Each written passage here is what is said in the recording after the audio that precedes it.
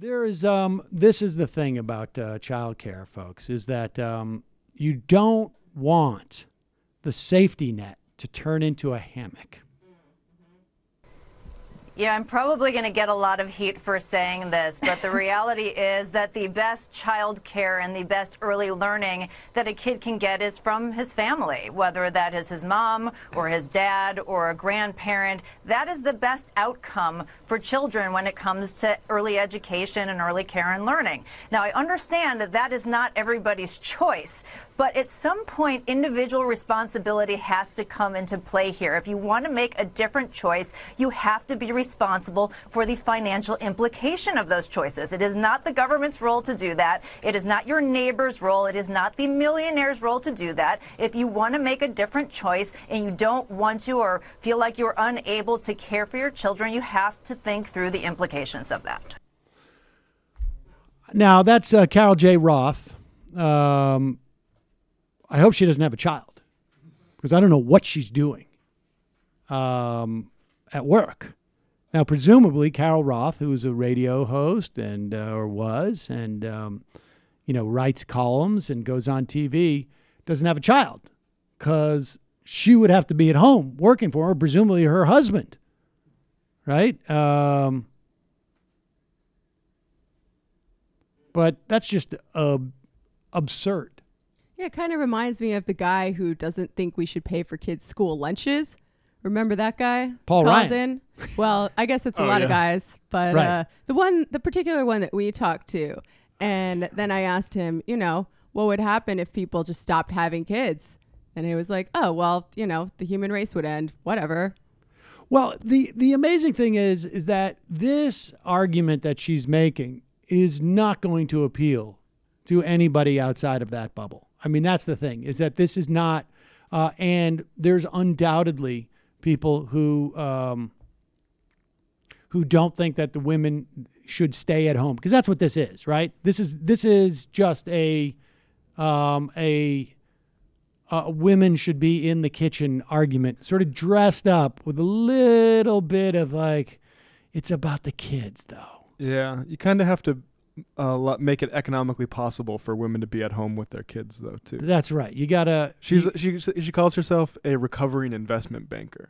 Oh, geez.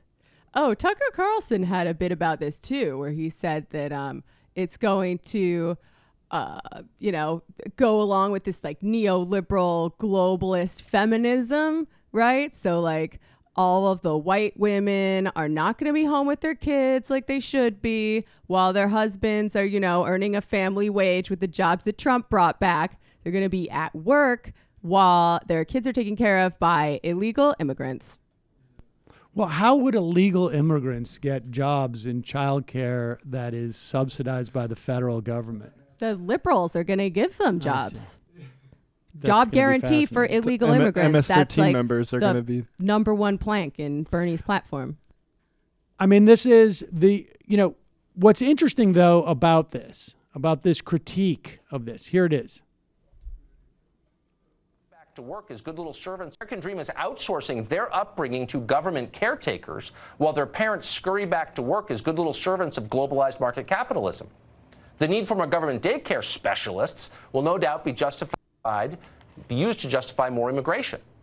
And so the cycle, as you can see, is complete. The Democratic Party started by outsourcing manufacturing, you remember that. Then they outsourced farm labor and yard work, and now they've decided to outsource parenting. Raising your own kids, Elizabeth Warren is telling us, is a job Americans just won't do. Huh. Well, now, this is just unbelievable. Obviously, Tucker's wife must be raising his kids, I would imagine. Oh no, all their wives work at like Goldman Sachs. These dudes. Well, but even putting that aside, what it really does is also show you and our guest is going to talk about this, I think, on some level tomorrow. It also shows you the economic foundations of sexism and misogyny, right? Like, this just makes it completely obvious and naked that the idea why you want to make it too expensive for women to go to work.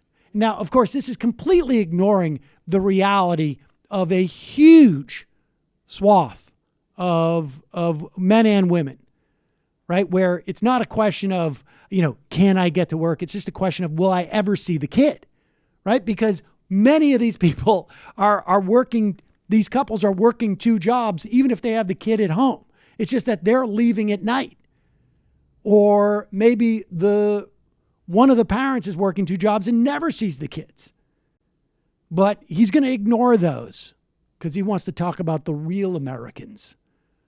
But even when in the context of his real Americans, it shows that how economic deprivation or the concept of economic coercion reinforces these social structures that folks like Tucker Carlson, who apparently believes very strongly in the notion of a patriarchy, although I'm sure he would say, like, no, I'm perfectly fine with the husband staying at home and the wife going out to work, despite the fact that she would make significantly, 10, 15% less than the husband in the job force.